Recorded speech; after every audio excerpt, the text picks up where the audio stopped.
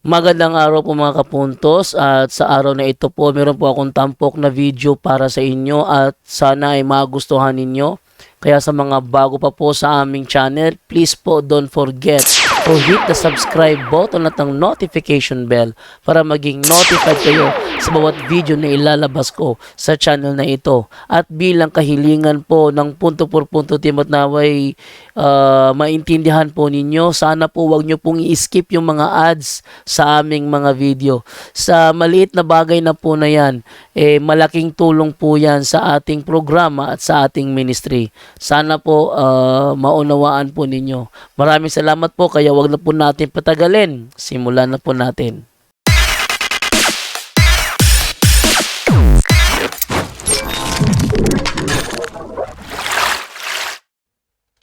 Magandang araw po sa inyong lahat, at sa umagang ito meron po akong tampok na video sa inyo. Ito po ay yung ako ay pinasok sa isang Seventh-day Adventist member at tingin ko baguhan to. Pero ano siya kana nakipagtalakayan sa akin at i-upload natin yung kanyang mga aming talakayan pero by topic, no? Sa umagang ito ay Bisaya na talakayan kasi hirap magtagalog yung ating bisita. So gusto niya Bisaya. So ito ay nasa Bisaya na talakayan. Ito ay patungkol sa nagtanong siya patungkol doon sa nagganap na debate sa Cagayan de Oro. Ganun pa man, itong talakayan na ito ay sobrang haba kaya kailangan ko siya i-segregate topic for topic. Pero at least ipapaliwanag ko po sa inyo ang bawat nangyari sa naturang episode na ating itatampok mula sa araw na ito. Okay, so ito ay nasa programang Dialogo sa Pagtuo. Kukunin ko na lang doon para segregate ko yung topic for topic para sa inyo. Huwag na po nating patagalin. Simulan na po natin. Okay, kita na. Okay bro, sa may mo gusto pangutan na diyan ta bro? May hapon di ay to. Hapon dira. Nga po sir, madungog, maklaro ko na kung tingog na ako bro, kaya kung microphone ani, kay naras camera kung microphone. Klaro ako tingog na ko? Loud and clear, bro. Okay. Loud and clear. So ahead bro, pangutana bro, sa'yo mong gusto ipangutana. Ang ako rang unang pangutana nga ni sulod sa akong nauna. Katubang pag-debate ninyo atong niagi nga debate. Cagayan? Mao to. Sige, go ahead.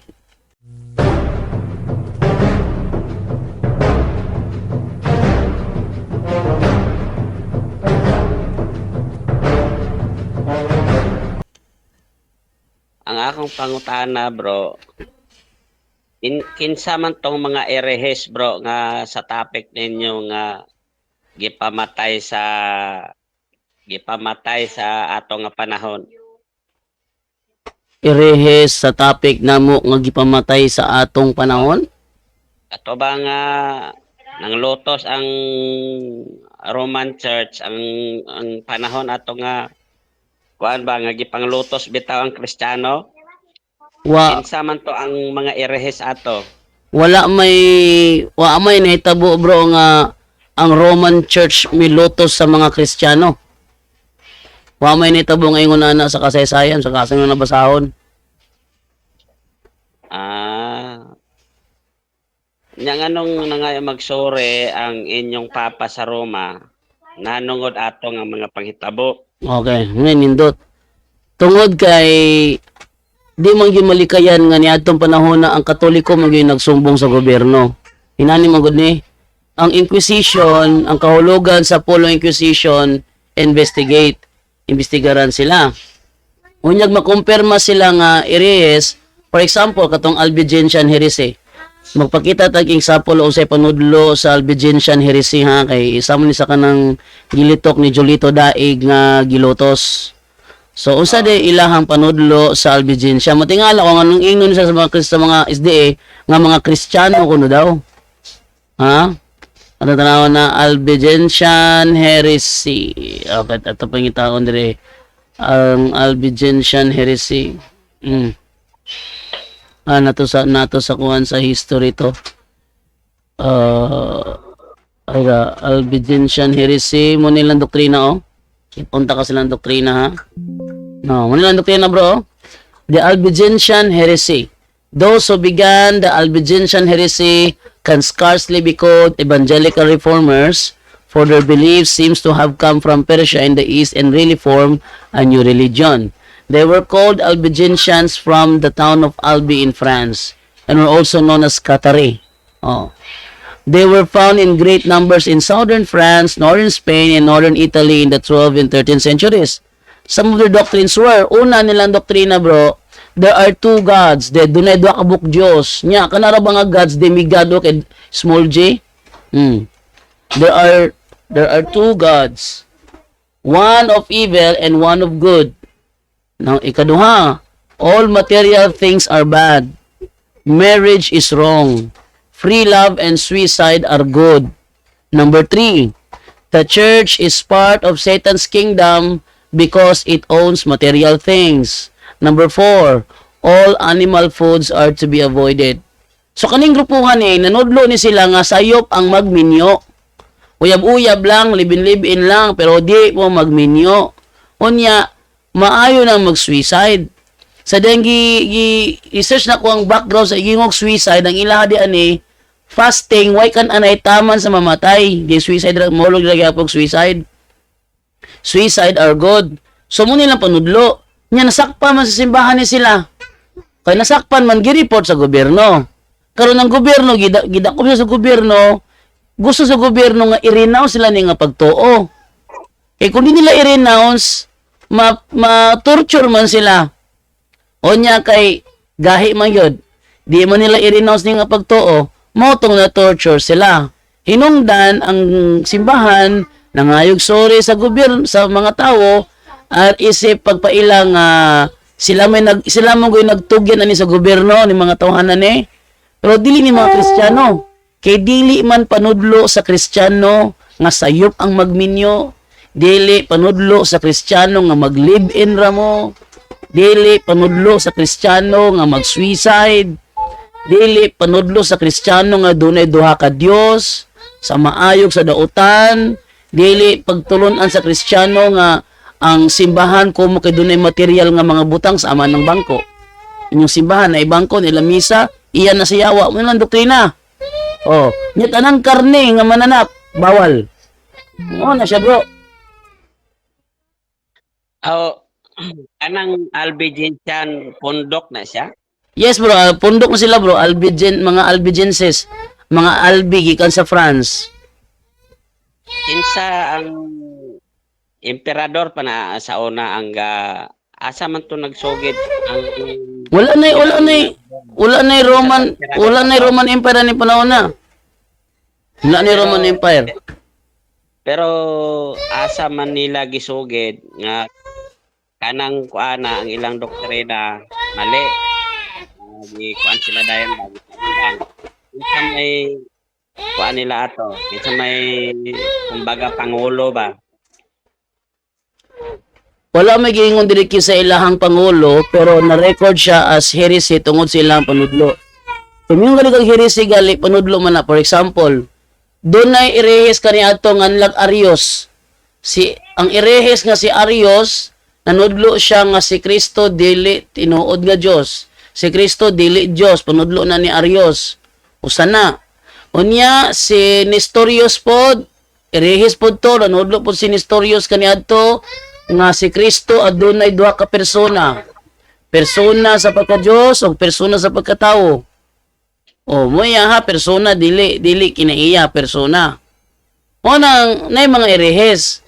Napoy irehes kaniadto iconoclast, manulod og simbahan, atakihon ng membro kay mamua og mga larawan. Usa na? Mao na siya nga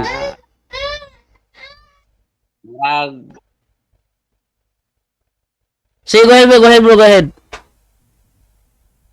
Sige, balhin na ko laay kuan. Siyempre,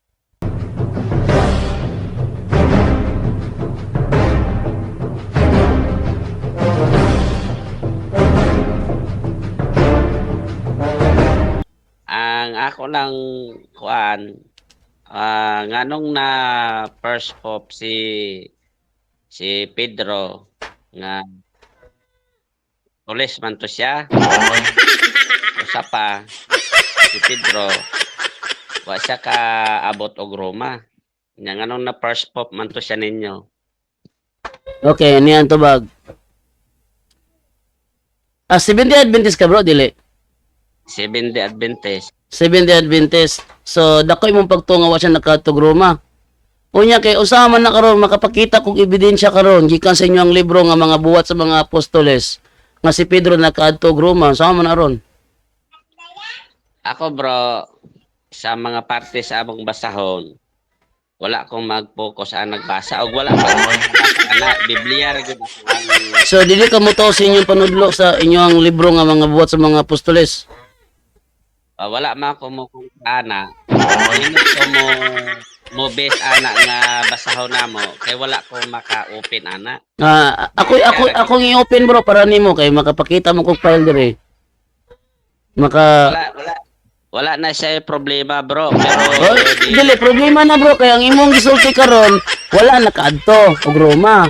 Pero inyong libro nagsulti nakaadto siya og Roma ato bagay siya gipatay.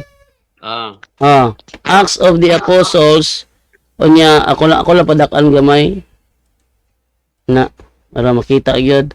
Nya ang author ana Ellen G. White Ellen G. White ang author so ato ta karon sa Lara bro. Lara nakita nimo?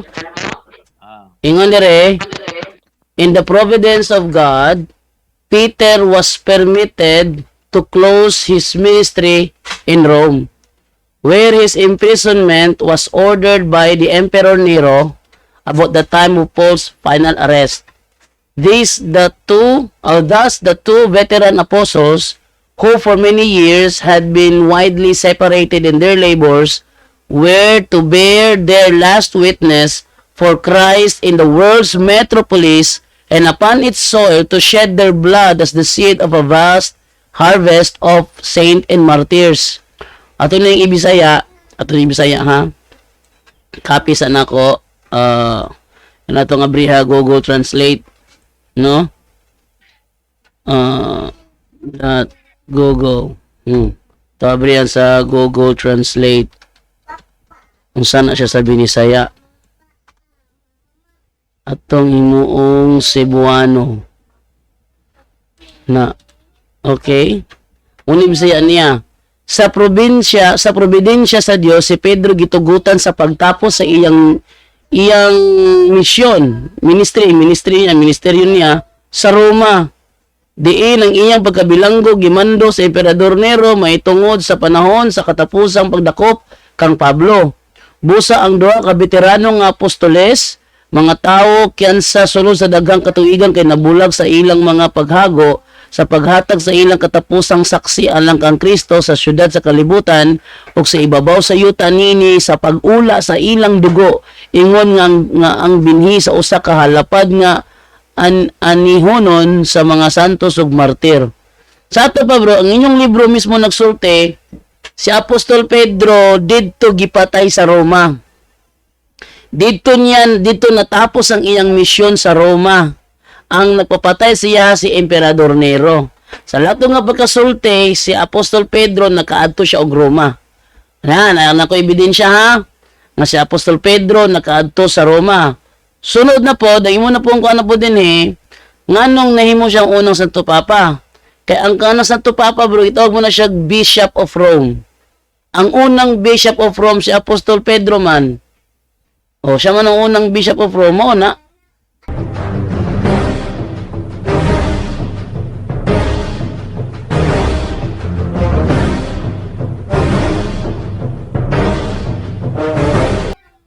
siya ang Bishop of Rome. Wala unta siya lutusa sa ni Nero, wala unta siya ipapatay kay Bishop gud siya. Bishop siya sa ato pa kuan na siya most reverend kuan siya, dako nga opisyal. Sumala gud ron ang Papa gud pinakadako nga opisyal sa tibok kalibutan. Nakit sa may mga mupatay ana Santo Papa opisyal man na. O sa panahon ni Pedro og siya og bishop siya, wala untay mo patay niya, mas under niya ang katawhan sa tibuok kalibutan ug mao manggaling nga bishop siya, di Okay, ba? ako tubagon na. Oh. Okay. Sa iyang pagka-obispo, siya ang pinakaunang target sa emperador sa Roma nga si Emperador Nero. Nga naman, kay dili man good manimba ang mga Katoliko sa kuan, ang mga Kristiyano sa ilahang Dios. Atong basahon sa istorya, sa giingon sa istorya, mo na giingon sa kasaysayan. The Roman persecution. The Roman persecution, so the chief reason why the Roman government persecuted the Christians were, unsay mga rason nga nung gi-persecute sa Roman government ang Kristiyano. Una, the Christians denied the Roman gods. Ang mga Kristiyano panguluhan ni Pedro, dili mo simba sa mga Diyos sa Romano. Walang suko ang Roman government sa ilaha. Ikaduha, Christian services were carried on secretly. Ang ilang mga misa gisaulog sekreto ra. Ikatulo, the principal reason why the Roman state tried to crush the church was a political one.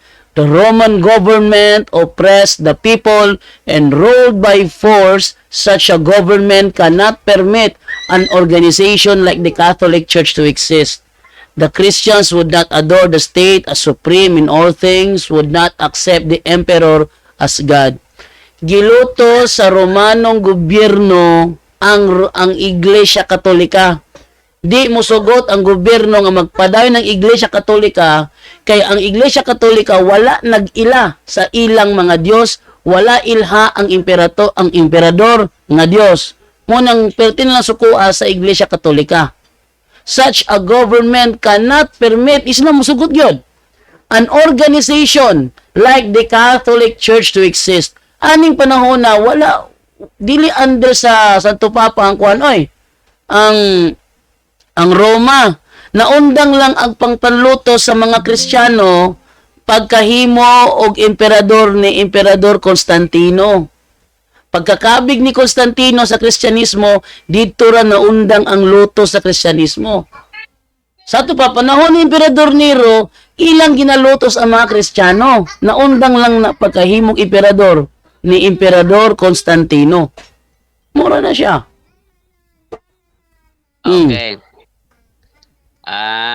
Naundang to siya, no? Di ba? Naundang siya. Naundang pagkakuhan kay nideklara man si Emperador Constantino nga undangon nagluto sa mga Kristiyano. Pero ganong naundang man to siya, kinsa may nagpaundang sa pagpanglutos ato sa mga Kristiyano, kinsa may nagpaundang, nabay nagkondena nga undangon na kay daghan ipamatay. Ang nagpaundang bro si Emperador Constantino sa dihang nakabig siya. Kaysa dihang nasa sa gubat, gipakitaan siya timaan sa krus sa langit, nga naay litra nagsulti in hoc signobensis, nga buti pasabot, pinaagi niining moong timaan, ikaw magmadaugon. Hingdaog si Emperador Constantino sa gubat, nakabig siya sa Kristyanismo. Sa dihang nakabig siya sa Kristyanismo, iyang gideklara nga undangon naglutos ang Kristyanismo. Undangon naglutos sa mga Kristiyano, wala na may hilabot nila. Pasagdiis sila, manimba sila, manudlo na sila, pasagdiis sila. Ayaw na sila gilabte. Sukad nga, nakabig si Emperador Constantino sa Kristyanismo. Iyam na sa inyo ang libro nga The National Sunday Law. The Emperor Constantine became a Christian. Iyam na sa inyo ang kuan, libro. Okay na, nagpabautismo pagani na si Constantine. Ang pangutana, ang kaning pag-undang sa bishop, kaning pag-undang sa pagpanglutos, naman po yung ubang kasaysayan nga gipaundang ang pagpanglutos atong usa ka emperador ba to siya, hari, nga gipadakop niya ang nanglutos, di ba bishop gyapon to siya? Hindi Ang ay. gidakop nila aron maundang ang pagpanglutos. Hindi na mao bro. Walay, dili na mao bro. Kay sa ngalan nga naglutos sila, wa sila hunong silang paglutos. Nahunong lang ilang lutos sa dihang kuan. Gipaundang ni Emperador Constantino. Wala laing nakahimo ana ang uban ingog muhunong miglutos basta inyong isurrender ang inyong bishop. Pero sa diyang nasurrender si Pope Alexander, padayon man gihapon ang ilahang paglutos gihapon. Naundang na gyud siya paglingkod ni Constantino. Sa to pa bro, maum na ila sulte nga isurrender nila si Alexander. Sa to pa si Alexander bishop to siya. Bishop of Rome to siya. Isurrender ninyo na kay mo ang ilang una mao ni murag bitaw ka ng war against drug, kabantay ka ng war against drug. Kung madakpa nila ang drug lord, lang hunahunong tanang negosyo, may magkanaray drug lord, aga mag drug lord dito. So once gali ang ilang una madakpa nila ang obispo, tanang mga galamay ato, mga pare nga nasa ilalo, mga membro, mga hadlok to sila. Kaya nga naman ang ilang leader mismo nadakpan na. Muna ilang hunahuna, muna ilang dakpo na kung madakpa na mo i-surrender inyo ang obispo kay muunong miglotos kay ilang mang giterrorize sa mga Kristiyano. So ilang na i-surrender nila ang ilang pope, pero ang pope mismo ang mo-surrender siya ugalingon, iyang gitahan niyang ugalingon aron sa pagtuo nga iundang ang lutos. Pero wa man gyapon undang nga padayon man gyapon ginalutos gyapon ng Kristiyano. Mo to hinungdan nga pag abot ni Constantino nakabig siya di ato na nahunong gyud ang lutos.